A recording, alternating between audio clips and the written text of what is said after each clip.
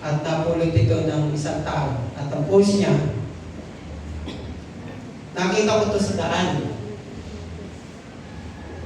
Pagpulot ko, naisip ko na baka kailangan ito ng may-ari at importante ito sa kanya. So ito ay maraming pera. So parang lilibuhin, ganun marami siya. So sabi niya, nakita niya daw yun sa kalsada at naisip niya na baka kailangan ito ng may-ari at baka importante paggagamitan. Kaya ginawa niya, binalik niya na lang ito sa kalsada. At ang post niya, sana makita ito ng tunay na may-ari. Ang kwento po natin ngayong umaga ay may kinalaman sa tunay na kayamanan. So, ano ba ang pinakamahalagang kayamanan? Na ito po ay nakita natin sa aklat ng Mateo chapter 13 verse 44. Ang sabi doon, salamat po sa nagbasa kanina, sabi doon sa version po na ginamit kanina, ang kaharian ng langit ay katulad ng kayamanan na nakabaon sa isang bukid. Nahukay ito na isang tao, ngunit agad itong tinabunan. Tuwan-tuwa siyang umalis at binenta ang lahat ng kanyang ari-arian upang bilhin ang bukid na iyon. Ngayon, tanong, ano ba ang pinakamahalaga sa iyo?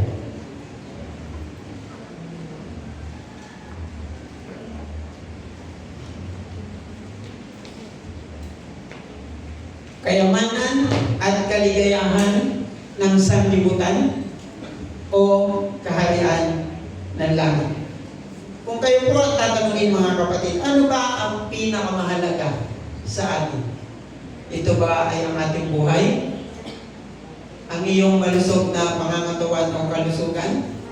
O ang iyong pamilya? Marami tayong naririnig, ang aking kayamanan ay makita kong buo ang aking pamilya. Ang aking mahalagang kayamanan ay makita kong nagtatapos ng pag-aaral ng aking mga anak. Kayamanan ba ang iyong asawa? Tingnan mo nga yung iyong asawa, kung nandyan. Kung kayamanan nga ba talaga yan? Baka sabihin niyo, sumpa. Sana kayamanan. So, ang iyong bukidin ba? O ang iyong pagmamay-ari, yung iyong mga asyenda, yung mga lupain mo, ito ba ang kaligayahan sa buhay? Ito ba ay material na bagay? Yung mamahalin mong cellphone, yung iPhone. Ano na ba ngayon? 16? iPhone 16. Hulugan. Di ba? Or ito ba ay isang magarang bagay sa sanlibutan ito?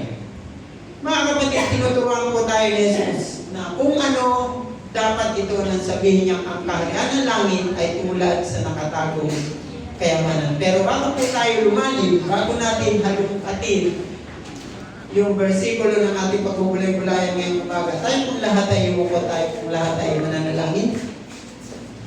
Panginoon, salamat po sa iyong salita. Salamat po dahil dito na naman po kami upang kami po ay makinig, matuto ng iyong salita galing sa aklat po ng Mateo.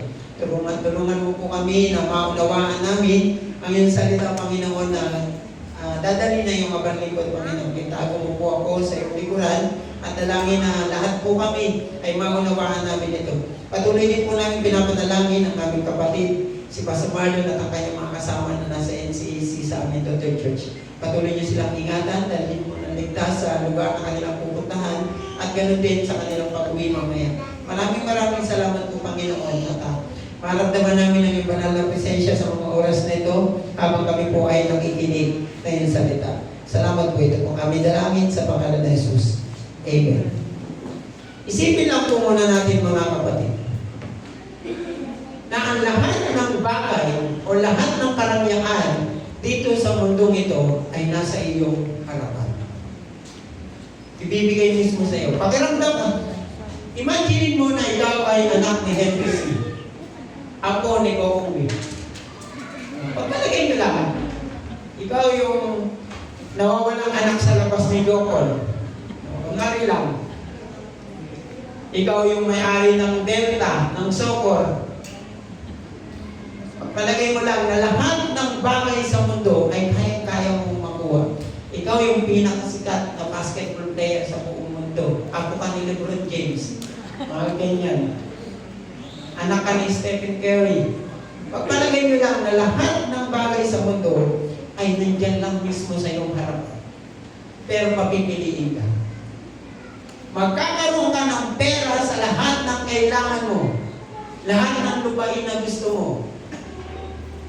Lahat ng kaligayahan sa buhay mo para sa kaliligayahan mo. And lahat ng kasikatan at katagumpayan na pwede mong mata mo. Pero wala kang kaharian sa langit. Ano ang mas pahalagan mo? Pipiliin mo bang ingatan ang iyong kayamanan at kaligayahan ng sanlibutan? O tatalikuran mo ang lahat ng bagay na magkakaroon ka at magagalak sa kaharian ng Diyos? Mga kapatid, sa umagang ito, saliksikin po natin ang sinasabi ng talata na yan. Sabi doon, ano ba ang mahalagang kayamanan? Hindi po pagmamayari ng lalaki yung kanyang bukiring sinasakahan. Yung mga magsasaka, ganyan yun. Hindi nila pagmamayari yung bukiring. O hindi po nila yung pagmamayari. At isang malaking kayamanan na natagpuan niya ay makikita natin isang napakalaking halaga. Pagpalagay natin po, punong-puno ito ng ginto. Pagpalagay natin punong-puno ito ng ginto. Kanyang pinagbili ang lahat ng kanyang pag-aari. Pinagbili niya ang lahat ng kanyang pag-aari. Para ano? Binili ang bukirin. Kasama na yung kayamanan nandito. Mga kapatid, habang siya ay gumagawa sa bukiring ito, siya ay nakatagpo ng isang napakagandang sorpresa. Nakakita siya ng isang nakabaon na kayamanan. And kung napapansin niyo sa kwento kanina, sa talinghagang iyon, pinagbili niya para mabili niya itong lupain ito. Lahat ng ari-arian na kanya, na meron siya. Ang pinakatampok na bagay na nabanggit ni Jesus sa talinghaga ay ang kayamanan. Ang kayamanan ito ay larawan ng kaharian ng langit. At kung gaano kahalaga ang kaharian ito. Subalit, ano nga ba ang mismo ang kaharian ng langit? Kung kayo po ang tatanungin, ano ba para sa inyo ang kaharian ng langit? At bakit napakahalaga nito? Bakit ito ang pinakamahalagang bagay para sa atin? Bakit nga ba kaharian ng langit? Para lang ibenta natin ang lahat na meron tayo. Mga kapatid, ang pagbenta po ng ating mga ari-arian, ang pagbenta po ng ating mga ari-arian ay refleksyon ng bagay na kaya nating isakripisyo para sa ating Panginoon. Sinasabi po ng talata na ito sa atin kung ano ang kaharian sa pamamagitan na ginamit ang pangalan nito para sa kaharian. Ito ay tinawag na kaharian ng langit. Ang kayamanan nito ay larawan ng kaharian ng langit at kung gaano kahalaga ang kaharian ito. Sinasabi din po sa atin ng ilan, ito na ang kaharian ni Kristo daw ay panlupa at pisikal lang. Subalit nagkakamali po sila. Hindi po natin makikita ang kaharian ni Kristo gamit ang ating panlupang mga mata. Kahit ano pong gawin natin, hindi ito ang kaharian na may sundalong kalalakihan, na may panlupang sandata, gaya ng mga barko, eroplano, bomba, baril at granada, o kahit ano pang pang-proteksyon para lang dun sa iniingatang kayamanan. Hindi po ito kaharian na nakahanda sa isang syudad o lupain. Kahit lumipot po tayo ng pinakamagandang lugar sa Amerika, sa Jerusalem, o kahit dito sa Pilipinas, hindi nyo po makikita yung sinasabing kaharian ng langit. And binigyan po yan binigyan diin sa Lucas chapter 17 verse 20 to 21. Sabi dito, at palibhasa ay tinanong siya ng mga Pariseo kung kailan darating ang kaharian ng Diyos. Ay sinagot niya sila at sinabi, ang kaharian ng Diyos ay hindi paririto na mapagkikita. Ni sasabihin man nila, naririto o nariyan, sapagkat narito ang kaharian ng Diyos ay nasa loob ninyo. Mga kapatid, ang katunayan po na ang kaharian ng langit ay spiritual. Ito po ay nangangahulugan sa tatlong bagay.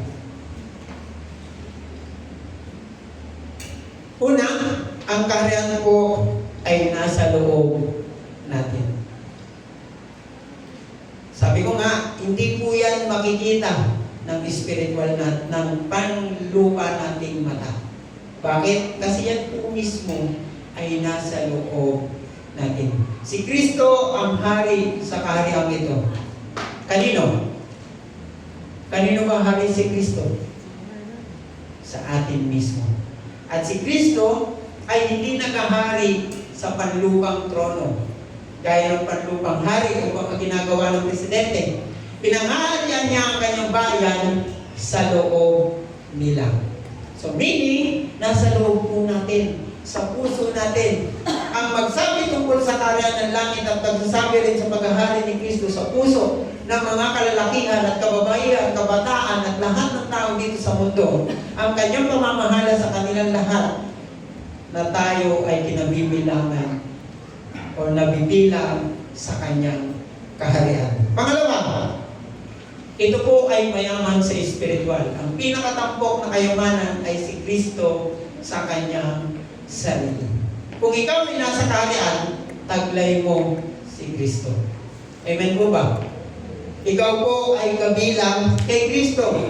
Siya ang iyong tagapagligtas at Panginoon.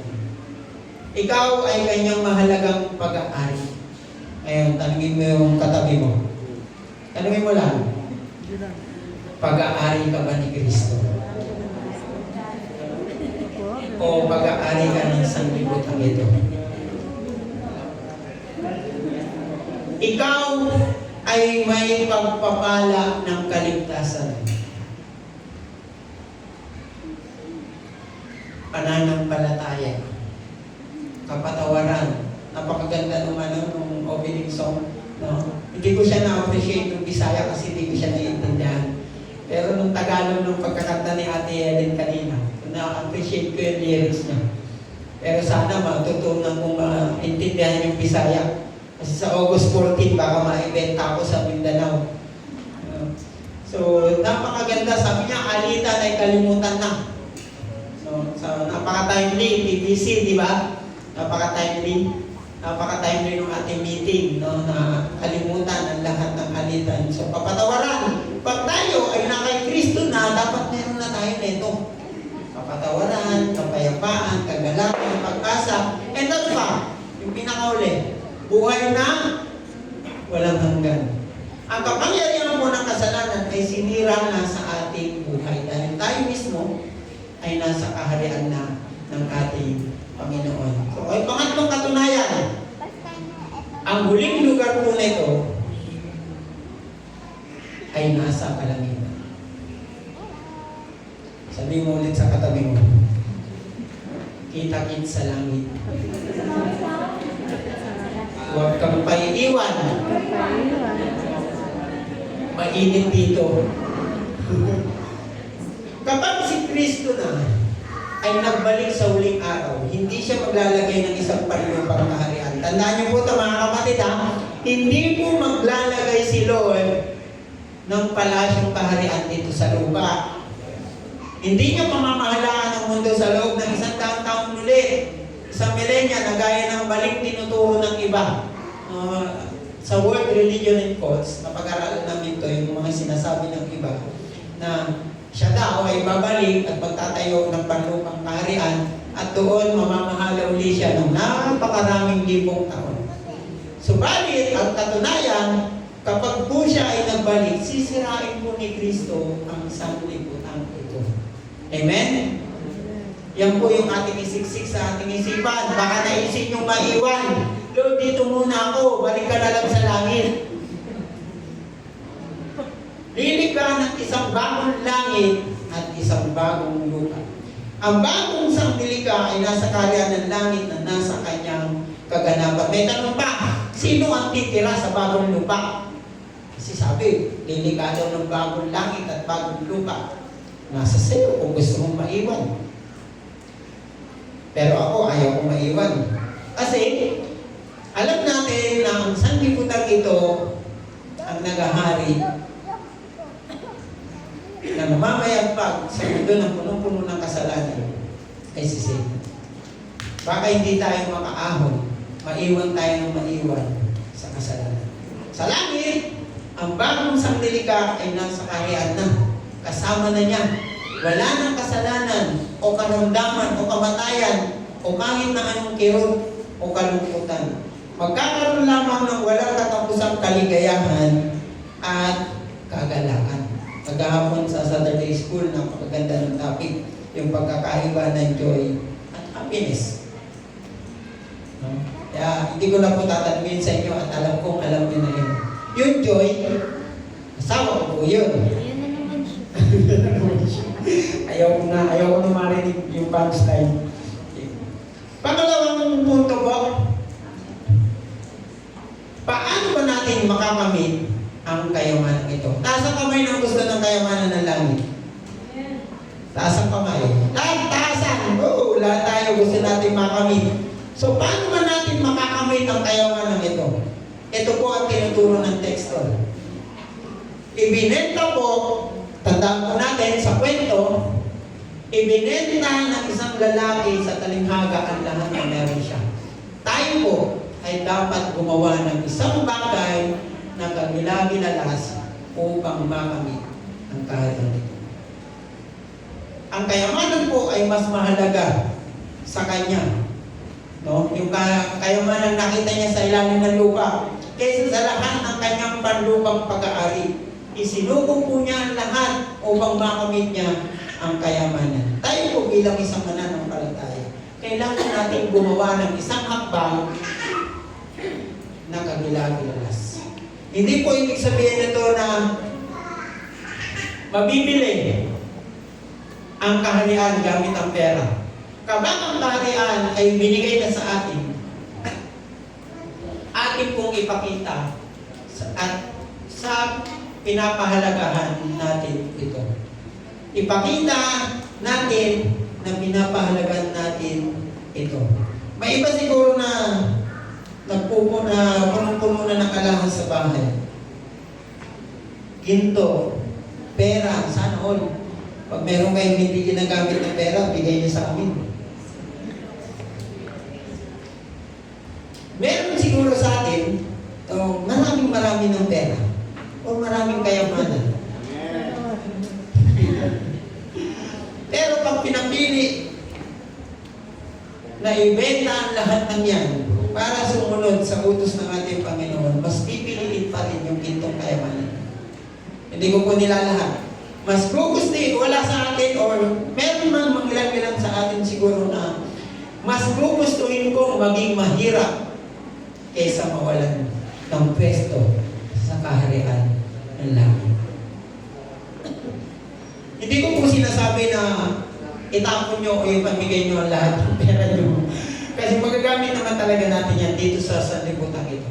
Ang ibig ko lamang pong sabihin, dapat po na tayo bilang isang mananampalataya, kasabay ng pagsuko natin sa ating buhay, ang paggawa ng kagilagilalas upang makamit ang kaharian. Isakripisyo po natin ang lahat na meron tayo. Ang tunay po na mananampalataya ay hindi po hahayaang may sumisira sa Kanya at sa kaharian o kay Kristo. Ano pong ibig ko sabihin? Hindi po natin hahayaang may sumira sa atin. Bakit? Kasi founded na tayo ng salita ng Diyos, nandito na tayo sa kaharian ng langit.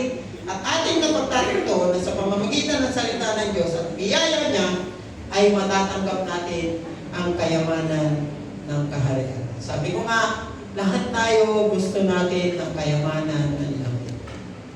And dahil sa biyaya at habag ng ating Panginoon, meron na tayo yan. Sa pamamagitan ng Biblia, nakakatanggap tayo ng pagpalinga, biyaya, kapatawaran, pag-asa, at walang hanggang kaligayahan. Ang Biblia po ay napakamahalaga sa atin. Ang pagbabasa at pagbubulay-bulay ng salita ng Diyos ay isang bagay na dapat ginagawa natin araw-araw. yan po ay isang patunay na hindi po natin hahayaan na nasisira tayo sa kaharian ni Kristo. Hindi natin hahayaan na may sisira sa atin at sa laman ng Biblia. Hindi natin hahayaan may sumisira sa atin at sa paniniwalaan nating Diyos. At ito ay tunay na Diyos. Mga kapatid, kung sino po yung Diyos na sinasamba natin, ayan po ay ang tunay na Diyos. Okay? Tandaan niyo po yan. Hindi natin hahayaan na may mag-aalis sa atin mula sa malaking yaman ito. Si Satan mo, nasa tabi lang natin. Hindi natin nakikita, hindi natin nararamdaman, nandiyan, pakalat-kalat. Kung hahayaan natin na nasa tabi lang natin siya. But, kung nanaisin natin na si Kristo yung katabi natin, hindi tayo papayag na masira tayo ni Satan. Amen po ba? Kaya huwag po natin hayaan, no, na mangibabaw si Satan sa buhay ng bawat isa sa atin. Ang napakalinaw na bagay sa ating teksto na ginagawa ito ng tao na may galak. Nung pinagbiliban ng lalaki yun, lahat ng kanyang ari-arian, nakasimangot kaya siya. Tingin nyo. Ano ba yan? Bibenta ko pa to para lang dun sa kayamanan na yun? Para siyang nagnegosyo. Namumunan para kumita. Tayo po mga kapatid, para hindi po tayo malugi. Ito ha? Para po hindi tayo malugi sa bawat pagod natin sa Saturday School, sa bawat pagtugtog natin sa praise and worship team, sa bawat pagdalo natin sa panambahang ito, para kung hindi tayo maluwi, ito po ang susi. Gawin nyo ito ng may kagalakan. Hindi ko po sinabi na habang naglilinis ka, nakatawa ka dyan, nakangiti. Habang nagluluto ka dyan, nakabumisnis ka ng nakabumisnis. Iba po yung sinasabing kagalakan. Yung bang masayang-masaya kang ginagawa yun. Nang punong-puno ka ng pag-asa, na balang araw, alam mo na si Lord ang magbabalik ng lahat ng iyong pagpapagaling. Amen? Na kahit alam mong hirap na hirap ka nang magturo sa Saturday School at ang ingay nila, walang nakikinig, lalo na sa C1. Kunwari lang ha, baka sabihin ng C2, bias sa kayo ha. Sa C1, sa C2, sa beginner, ang ingay nila, kahit pagod na pagod ka nang magturo, alam mo na sa ginagawa mo, meron kang kagalakan at hindi ka malulugi. Amen? Tandaan niyo po yan. Pangatlo, paano ba ito magiging posible? Minsan, nabibigo tayong makita ang halaga ng kayawanan ng kaharian ng langit. Minsan lang naman. Minsan, parang nagagawa nating ma-disappoint. Nagagawa nating manglumo o manghina. Minsan wala tayong panahon para sa Biblia. Sa ating kalikasan, hindi natin nakikita ang halaga ng kayamanan dito. Pansin niyo na po ba yun? Bakit ganun, Lord? Sumusunod naman ako sa iyo. Nagpapakabait, nagpapakumbaba, kinipilit kong makinig sa mga aral mo. Bakit nakakaranas pa rin ako ng pagsubok, paghihirap, financial crisis? Bakit pakiramdam ko hindi pa rin naman ako kontento? Hindi pa ako masaya? Mga kapatid, minsan nababaliwala natin yung tunay na halaga ng kayamanan ito. Minsan, iniisip natin na hindi na dapat natin isinuko ang napakaraming bagay para lang sa kaharian ng langit. Ginagawa niyang pahalagahan natin ang kaharian upang maranasan natin ang yamang ito. Tandaan niyo po yan ha? Dapat ginagawa natin pahalagahan ang kaharian upang maranasan natin ang yamang ito. At pag hindi po natin yan na-appreciate, doon lang po natin malalaman na hindi natin nararamdaman yung tunay na kayamanan. Kapag ating naranasan ang mga bagay na ito, doon natin tunay na malalaman ang halaga ng kaharian. Pansin niyo mo ba yun? The more na a-appreciate natin yung presensya ng ating Panginoon, the more na mararamdaman natin yung halaga ng kanyang kahalaga. Paano natin gagawin na maging posible sa atin ang kahalaga ng karyan? Tulad ng nararapat, ano ang makakagawa sa atin na magpapanais na handog ang lahat? Ano ba yung magpapabigay sa atin ng excitement para isuko natin lahat? Mga kapatid, tandaan niyo po.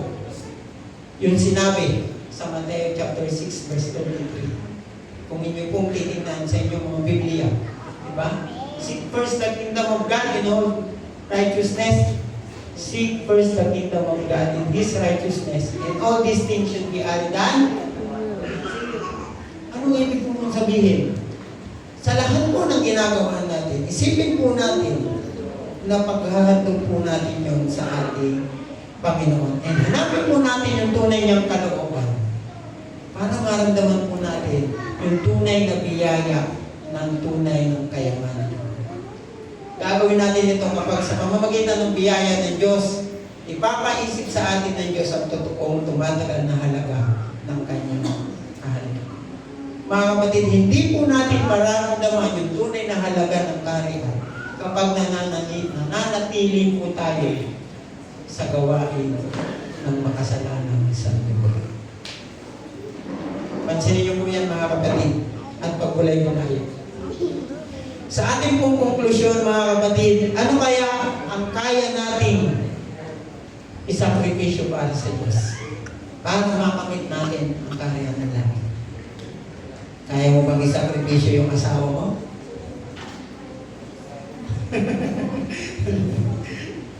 Yung anak mo? Yung dalawang motorsiklo? Yung sasakyan mong magara? Kaya mo bang isakripisyo? Lahat ng iPhone 15 mo dyan, 16 mo dyan, kahit anong iPhone yan, lahat ng mamahalin mong pagmamayari, kaya mo bang isakripisyo para makamit mo ang kaharian ng langit. Ano ba para sa atin ang tunay na kayamanan? Paano natin makakamit ang kayamanan ito? Isakripisyo natin ang ating buhay para sa ating Panginoon. We don't need to sacrifice all these things na meron tayo. Ano lang ang kailangan? Sakripisyo natin yung ating buhay para sa ating Panginoon. Paano ito magiging posible? Posible po ito dahil sa biyaya ng ating Panginoon. Para po sa ating application, ano para sa iyo ang tunay na kayamanan? Pikit mo ang iyong mga mata. Pikit po natin, mga kapatid. At pagbulay-bulayan natin maigi. Ano para sa iyo ang tunay na kayamanan? Sana po sa pagpikit po natin, ma-realize natin na ang ating tunay na kayamanan ay si Kristo at ang kanyang kahalaga.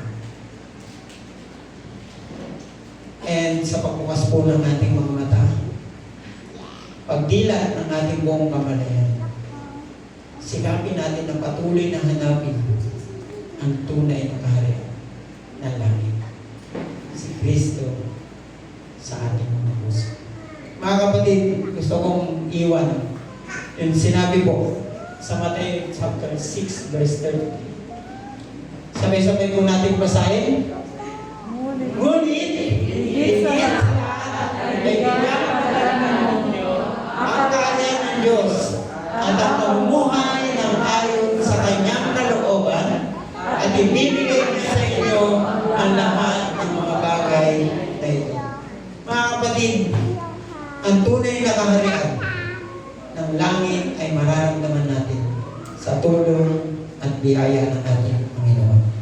Wala pong iba kundi sa tulong at biyaya ng ating Panginoon. Pero, kailangan natin itong pahalagahan at ingatan. Amen? Sa mapagpalang umaga po sa ating lahat. God bless you.